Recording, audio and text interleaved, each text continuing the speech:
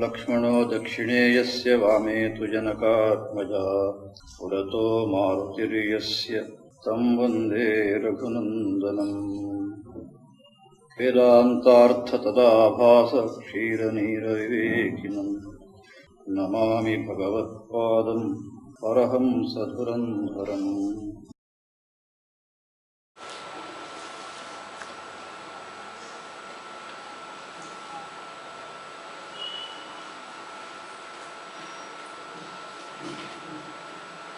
ಸನ್ಯಾಸಿಗಳಿಗೆ ಎಲ್ಲ ಉಪನಿಷತ್ತುಗಳಲ್ಲಿಯೂ ಕೂಡ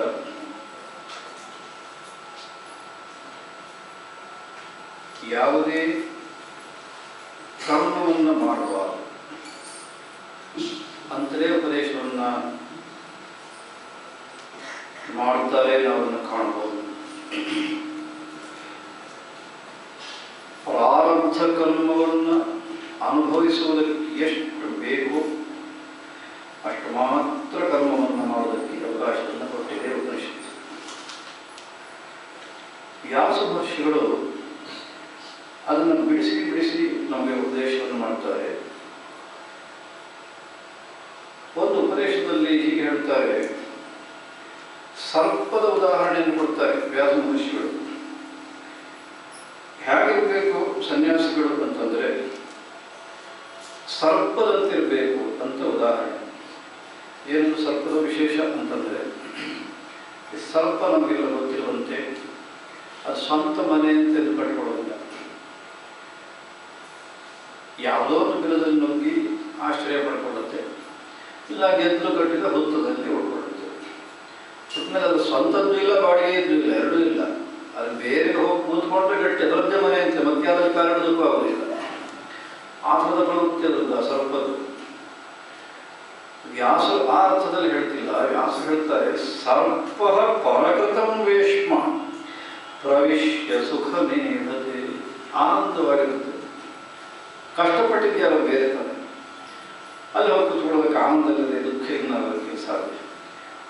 ಆ ಅರ್ಥದಲ್ಲೆಲ್ಲ ಅದರ ಬದಲು ತಾನು ಯಾವುದಕ್ಕೂ ಅಂಟಿಕೊಳ್ಳೋ ಪ್ರಶ್ನೆ ಇಲ್ಲ.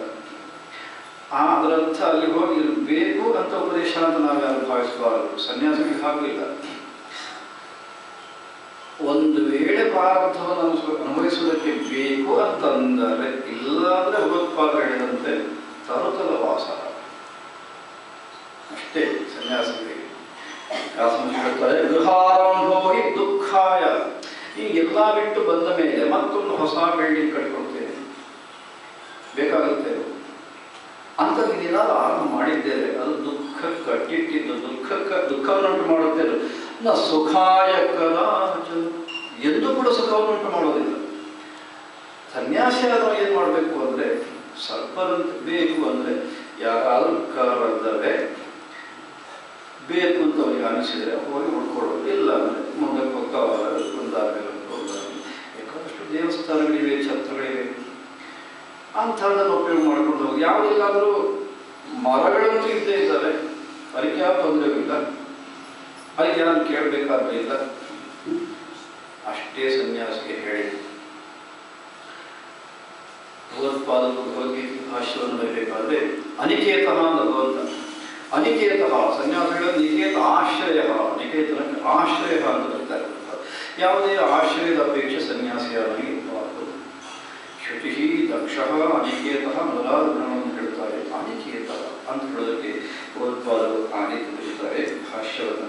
ಅಷ್ಟು ಮಾತ್ರವಲ್ಲ, ಉಪದೇಶ ಪಂಚಕದಲ್ಲಿ ನಿಜಗೃಹಾತ್, ಇದು ಅಂಡರ್ಲೈನ್ ಮಾಡಬೇಕು, ಅಧೋರೇಖೆ. ಒಂದು ಬಾರಿ ನಿಜಗೃಹ ಅಂತ ಇದ್ದಿದ್ದನ್ನು ಬಿಟ್ಟು ಬಂದ ಮೇಲೆ ಮತ್ತೆ ಯಾರಾದ್ರೂ ಇನ್ನೊಂದು ಮನೆ ಕಟ್ಟಬೇಕು ಕೊಡುತ್ತಾರೆ ಸನ್ಯಾಸ ತಗೊಂಡ ಮೇಲೆ. ಅಷ್ಟು ಮಾತ್ರವಲ್ಲ, ಗೃಹಸ್ಥನಾಗಿದ್ದವ ವೇದೋಕ್ತವಾದ ಕರ್ಮವನ್ನು ಮಾಡ್ತಾ ಮಾಡ್ತಾ ಹೇಳ್ತಾರೆ, ಪಾಪೋಹ ಪರಿಧೂಯತ. ಆ ಪಾಪ ಕಡಿಮೆ ಆಗ್ತಾ ಆಗ್ತಾ ಬರ್ತಾ ಇದ್ದಾಗ ವೈರಾಗ್ಯ ತನ್ನಿಂತಾನೆ ಉಂಟಾಗುತ್ತೆ. ಆವಾಗ ನಿಜ ಗೃಹ ತೂರ್ಣಂ ವಿನಿರ್ಗಮ್ಯತ, ಮತ್ತೆ ಕಾಲಕ್ಕಾಗಬೇಡ ನೀನು ಆ ಮನೆ ಬಿಟ್ಟು ಹೊರಟೇ ಬಿಡು, ಏಕಾಂತಕ್ಕೆ ಹೋಗು ಅಂತ ಉಪದೇಶ ಮಾಡ್ತಾರೆ ಭಗವತ್ಪಾದಶೇಖರು. ಸ್ವಾಮಿ ಅದೆಲ್ಲ ಸರಿ, ನಾನು ಟೈಮ್ ವೇಸ್ಟ್ ಮಾಡಿದ್ರೆ ಅಂತ ಕಾಣುತ್ತೇನೆ. ಇವಾಗ ಸನ್ಯಾಸಿಗಳಿಗೆ ಹೇಳಿದ್ದನ್ನು ನಮ್ಗೆ ಯಾಕೆ ಹೇಳಿದ್ರೆ ಇದೇನು ಕಾರಣ? ಅಂತ ಕೂತವರಿಗೆ ಏನಾದರೂ ಅನಿಸಿದರೆ ಹೇಳೋದಕ್ಕೆ ಕಾರಣವಿದೆ. ನಮ್ಮ ಹಿಂದಿನವರು ಈ ಆಶ್ರಮ ವ್ಯವಸ್ಥೆಯನ್ನು ಬೇರೆ ಹಿಂದಿನವರು ಅಂದರೆ ಬೇರೆ ಆ ಆಶ್ರಮ ವ್ಯವಸ್ಥೆಯನ್ನು ಮಾಡಿದ್ದಾರಲ್ಲ, ಈ ಏತಕ್ಕಾಗಿ ಮಾಡಿದ್ದಾರೆ ಅಂತಂದರೆ ಒಬ್ಬ ಬ್ರಹ್ಮಚಾರಿ ಆಗಿದ್ದವ ಬ್ರಹ್ಮಚಾರಿ ಆಶ್ರಮವನ್ನು ಚೆನ್ನಾಗಿ ಪಾಲನೆ ಮಾಡಿ ಅದಾದ ಮೇಲೆ ಗೃಹಸ್ಥನಾಗಿ ಮಾಡಬೇಕಾದ ಕರ್ತವ್ಯವೆಲ್ಲ ಮಾಡಿ ವಾನಪ್ರಸ್ಥಿಯಾದ ಮೇಲೆ ಸನ್ಯಾಸಾಶ್ರಮ ತಗೊಂಡು ಜನ್ಮವನ್ನು ಸಾರ್ಥಕಪಡಿಸಿಕೊಳ್ಬೇಕು ಅಂತ ಒಂದಾದ ಮೇಲೊಂದು ಒಂದೇ ಜನ್ಮದಲ್ಲಿ ಮಾಡಬೇಕು ಅಂತ ಇಟ್ಟಿದ್ದಾರೆ.